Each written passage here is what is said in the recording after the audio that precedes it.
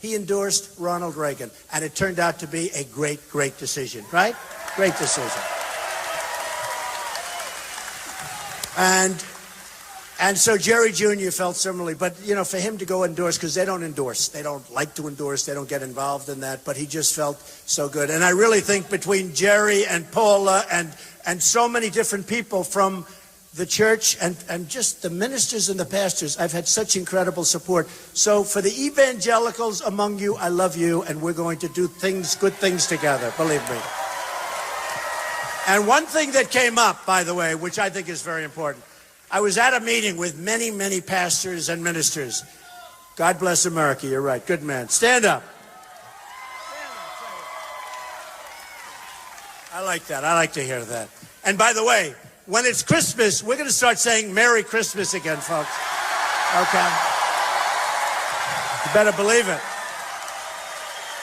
You ever notice the stores, you go Christmas time, they'll have like a red wall and there won't be anything on it. And I have friends that frankly aren't Christian, and I'm Protestant, I'm Presbyterian, but I have friends that are not Christian, and they like saying Merry Christmas, and you put Merry Christmas, Happy Holidays.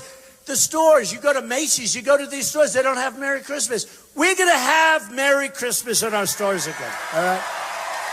Not bad. So I was at a meeting with probably 55 or 60 pastors, ministers, people, great people of the church, and they were talking. And I said, let me ask you a question. How many Christians, evangelicals, and Christians altogether do you think we have in the country? And they probably figured like 250, 260 million. I said, so as a political bloc, that's bigger than women, and it's bigger than men. There is no political bloc like that. Why is it that we get pushed around?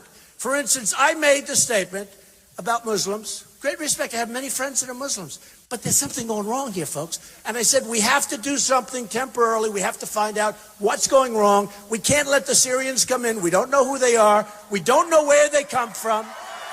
We don't know where they come from. And I said, we have to figure out what is going on. We have Paris, and you have in Los Angeles, and you have so many different things happening. The event that took place in California with the 14 people killed by the woman who radicalized the guy. They get married, they go, they kill people that are supposed to be their friends. There's something going on, right? But I said to the people assembled, I said, let me ask you this question, because it's so, to me, important. I said, you have such power, but you guys are all afraid to use your power. What is it?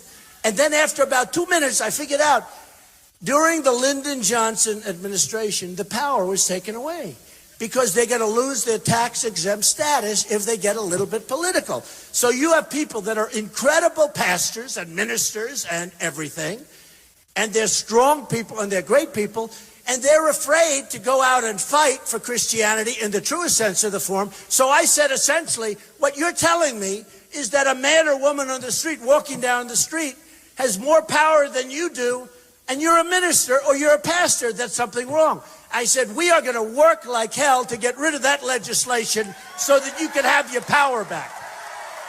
You got to have your power back. And we're going to do that. We're going to get that done. I don't know how it was allowed to happen. But the fact is, we have the most powerful group of people in this country by far, and they're not treated properly, because Christianity, piece by piece by piece, is being destroyed. So we're going to get it back, folks. Remember what I said. Just remember what I said. So, just in finishing up, Second Amendment, very important. I talk about the case with the 14 people because they were killed. If there were guns on the other side of the room, if a couple of, like this guy, that guy right there, that guy, the big guy with a beautiful beard, with a beautiful, almost as good a head of hair as I have, that guy right there. Better, he's got better. But if we had a couple of people in that room, if we had a couple of people, as an example, the worst.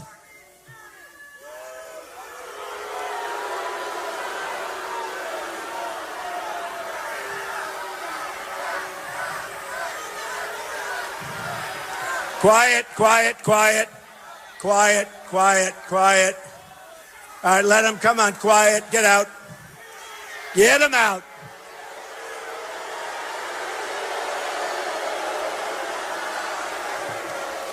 Get them out.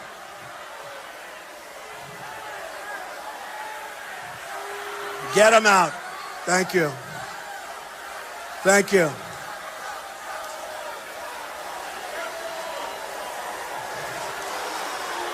That's okay.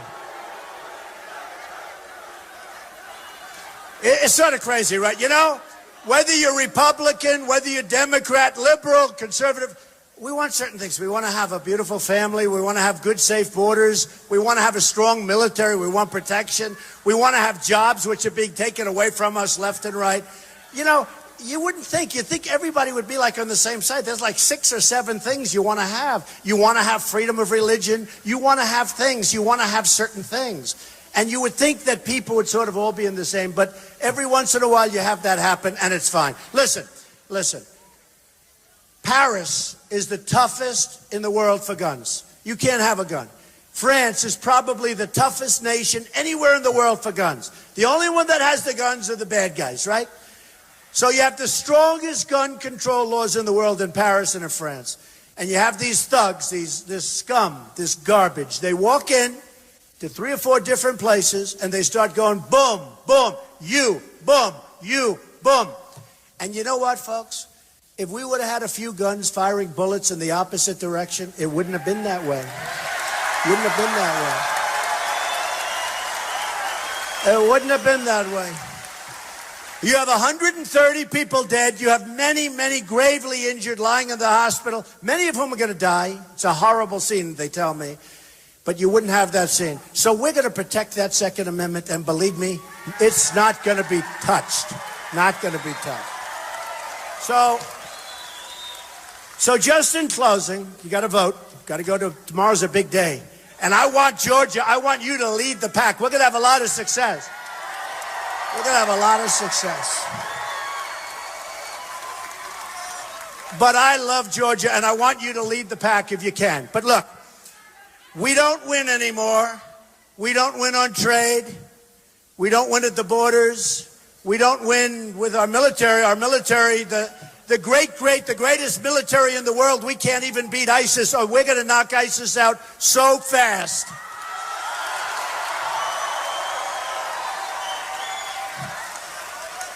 Our health care is horrible. It's highly expensive. It doesn't work. It's broken. It's going to be terminated. So we don't win at health care.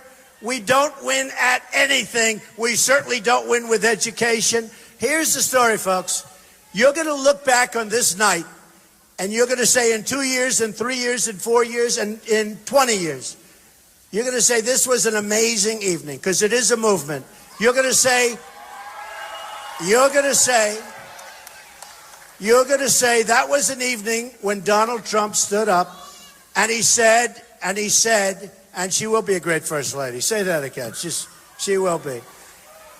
You're going to say that was an evening when we really became great again. We are going to win at every single level. We are going to win with health. We are going to win with education. We are going to win at the borders. We're going to win with our military. We're going to win, win, win, win.